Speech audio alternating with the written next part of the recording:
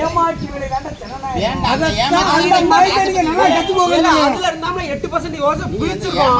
என்ன காசு இல்லாம 8% ஓட்ட பிடிச்சிருக்கோம். கேட்டியா? சீமான் வந்ததுக்கு அப்புறம் எனக்கு ஒண்ணே ஒண்ணு வந்து 8% ஓட்ட தனியா பிடிச்சிருக்கோம். மாறாண்ட தேர்தல் கூட வந்து பணம் இல்லாம நம்ம ஓட்டு எப்பவுமே ஓட்ட கொடுக்க முடியும். அவன் கொடுக்கல. இப்ப எந்த கட்சிக்காரனும் இந்த வருஷம் கொடுக்கல. உனக்கு தெரியுமா? இன்னும்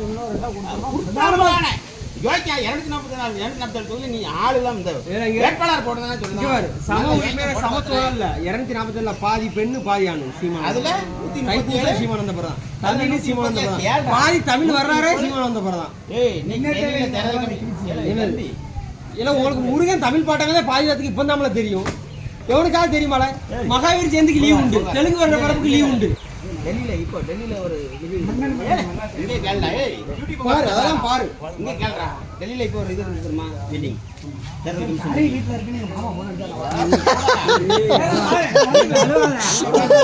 டெல்லியில நான் சொல்லணும்னு சொல்லி ஏண்டா தம்பி அங்க போய் பேசலாம்டா. நான் இப்ப இந்த ஒரு கட்சி நினைச்சு பேசுறேன் அவ்வளவுதான்.